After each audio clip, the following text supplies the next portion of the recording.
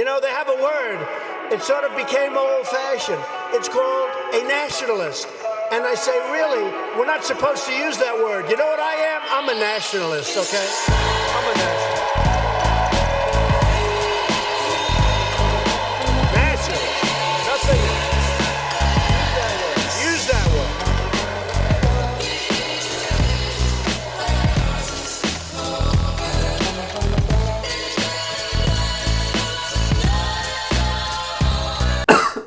So, in a deeply depressing turn of events, everybody is talking about fascism. I don't even really like saying it. It's a heavy word, but unfortunately it well applies to our situation. Most people just use the word to refer to dictatorships, but that doesn't really give you a full picture of everything that it means. Some YouTubers have done a really good job explaining fascism in simple terms, and a lot of them cite Umberto Eco. Umberto Eco was a writer who grew up under Italian fascism, and he wrote an essay called Ur-Fascism, which is supposed to describe some of its key features. And a lot of his description makes a lot of sense. So he says that fascists have contempt for the weak, and they cultivate a fear of difference. But some of what he says is kind of mysterious. For instance, here's a quote from Eco where he's talking about cultures that are receptive to fascism. If you browse in the shelves that, in an American bookstore, are labeled as New Age, you can find that there's even St. Augustine, who, as far as I know, was not a fascist. But combining St. Augustine and Stonehenge, that is a symptom of Ur-Fascism. A book about St. Augustine and Stonehenge might have sounded weird to Umberto Eco, but nowadays that would be child's play. I could probably find a book about Stonehenge, St. Augustine, and quantum mechanics in 45 minutes. Anyway, this passage from Eco's essay is a little weird. Like, New Age ideas are kind of kooky, but what does that have to do with fascism? But he doesn't say that New Age thought is fascism. He says that it's a symptom. And he says that that symptom is part of a larger thing called syncretism. So, in this essay, I'm going to talk about what syncretism is.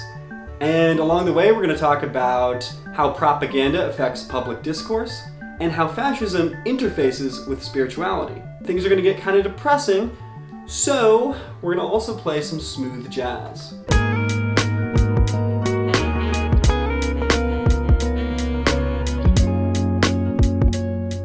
Eco noticed that fascism is syncretistic.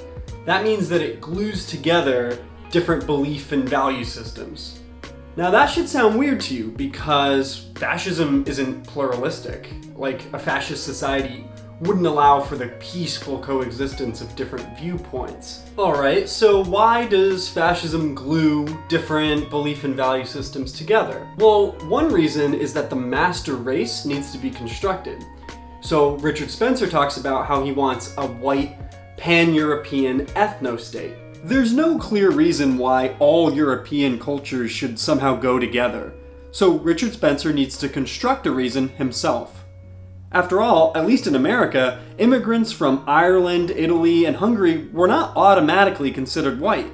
They had to be incorporated into the concept of whiteness over time. I imagine a post-American order that would be an ethno-state. It is a state that is a homeland for all Europeans. So this would actually be a very new thing.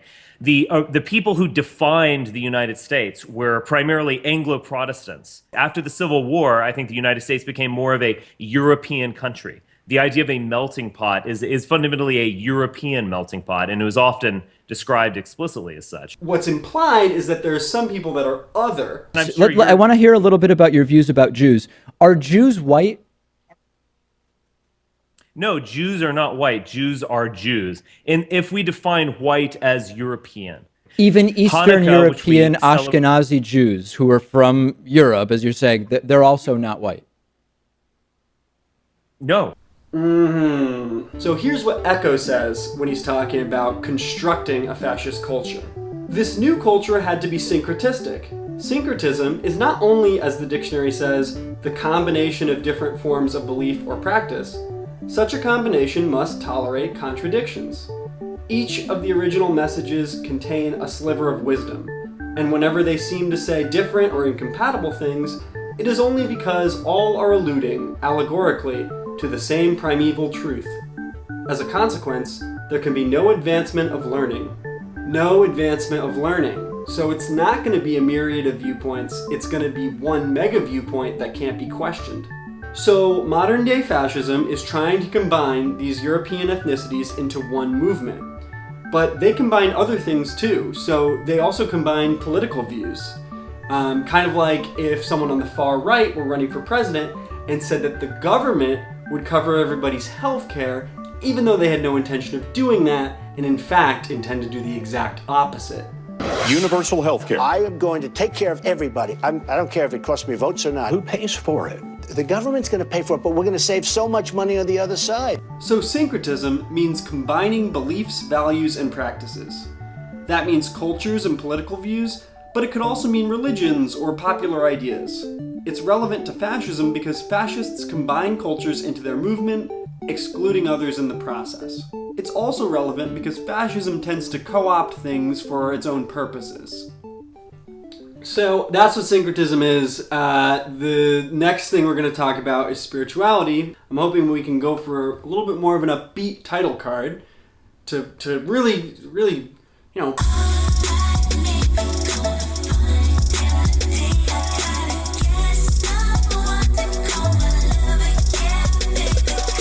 Syncretism also plays a role in integrating spirituality into fascism. Now you might be thinking, what does spirituality have to do with fascism? And if you would just wait, we'll get there. Fascism always involves a mythology or a spiritual aspect.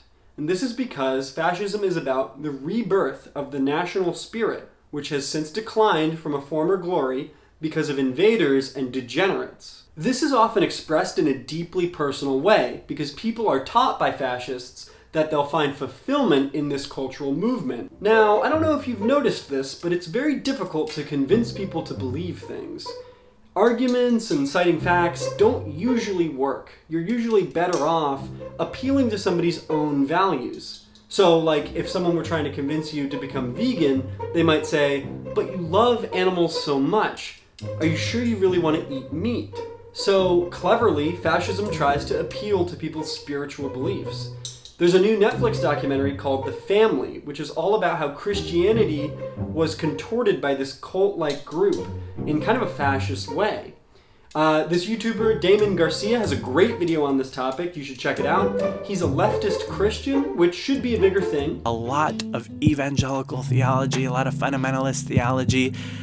What it actually does is soften the brain in order to make it ripe for fascism. He gives the example of this kind of cult leader who says that the Bible says to be like a fountain. Jesus said, if you're my follower, if you're my disciple, if you're going to follow me, you will become a fountain. I've never seen a fountain move 1 inch to give a drink to anybody. So this guy is conditioning people to think that their Christian values do not call for them to help the weak. I couldn't help but notice that this sounds familiar. It sounds like what a lot of self-help authors say. Some people have a victim mentality and they need to change their mindset. And it's implied that you shouldn't help them or they'll never learn. Don't be a damn victim. Of course you're a victim. Jesus. So this kind of take on self-help makes people receptive to fascism because it cultivates contempt for the weak. In my last video, I talked about how New Age spirituality and self-help ideas can be interpreted from a right-wing perspective and a left-wing perspective. I used Marianne Williamson as an example of somebody who interprets self-help from the left wing. Now, am I thrilled with Marianne's campaign? No. God damn it, Marianne. And that's because, you've probably noticed, New Age spirituality also kind of rubs elbows with anti-scientific thought.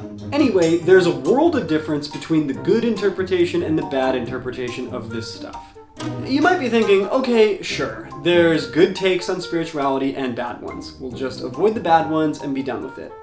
And if that were the end of the story, you'd be right. But unfortunately, it's time for another title card, and it gets worse.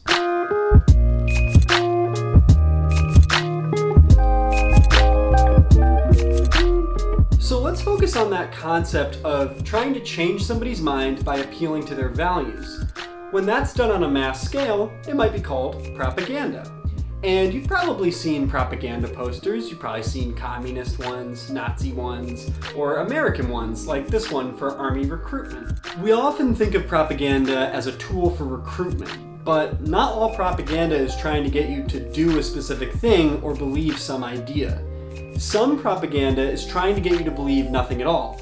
The idea is to paralyze you into not acting. Here's what the philosopher Hannah Arendt says about how that affects public discourse. In an ever-changing, incomprehensible world, the masses had reached a point where they would, at the same time, believe everything and nothing, think that everything was possible and nothing was true. Under such conditions, one could make people believe the most fantastic statements one day and trust that, if the next day they were given irrefutable proof of their falsehood, they would take refuge in cynicism. Instead of deserting their leaders who had lied to them, they would protest that they had known all along that the statement was a lie, and they would admire their leaders for their superior tactical cleverness. Admiring your leader for making a 4D chess move, ignoring facts because nothing matters, taking your leader seriously but not literally. Remember, what you're seeing and what you're reading is not what's happening. So an onslaught of propaganda makes you believe everything is possible and nothing in particular is true. And syncretism helps cultivate that belief because it's all about combining belief systems. So you think everything is possible. So it's interesting that New Age spirituality is itself syncretistic. It combines things like science and pseudoscience, the occult, homeopathy, history and religion, and different types of spiritualities. People believe a lot of weird shit. Anybody who's watched Ancient Aliens already knows this. And Ancient Aliens is kind of an interesting example of this, right? It's all about combining the story of Jesus with alien abductions and like quantum mechanics and like psychedelics and things like that. People who believe in UFOs will sometimes have the thought, what is the government hiding? That's not a bad thought to have sometimes. But people who watch Ancient Aliens will have the thought, whoa, anything could be true. Who knows? His skin is glowing as well. Now that's a very bizarre description. And so one has to ask the question, what if Noah was one of the extraterrestrials? Oh shit, I'm gonna have to actually look that up. Anyway, you realize that these ideas aren't just kooky, they can have a bad effect on society. I'm not saying that Christianity or New Age spirituality or any of these things are fascist, but I'm saying that we should pay attention to whenever society is made susceptible to being taken advantage of. Okay, so this last section is going to be about what we should do with this information. But before we get to that, I'm just going to do a quick recap. Number one, fascist movements are syncretic because fascists like to use popular value systems to justify their attitudes, such as contempt for the weak. Number two, New Age spirituality and Christianity are prime candidates for fascists to distort for recruitment. The goal is to soften the brain for fascism. But not all propaganda is for recruitment. Some propaganda is meant to make sure that we accept the status quo, don't take action, trust our leaders, and never firmly believe anything.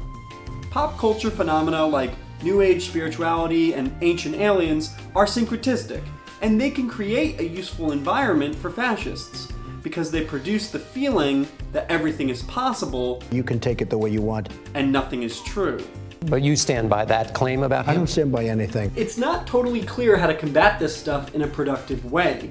Syncretism makes it very hard to change people's minds. Citing facts and making arguments as your only strategy probably isn't going to change people's mind most of the time. What we need is people who are spiritual explaining to others how their values better match up with humanitarianism and social justice. That's why it's great to have somebody like Damon Garcia making videos about Christian leftism. The story of Jesus can be quite radical. It's about justice and empathy and solidarity. And I think that that message is good and strategic because if the left doesn't appeal to people's spiritual yearnings, somebody else will.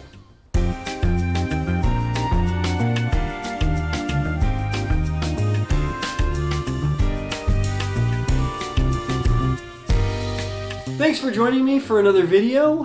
If you liked it, subscribe, click the like button, leave a comment, let's talk about it.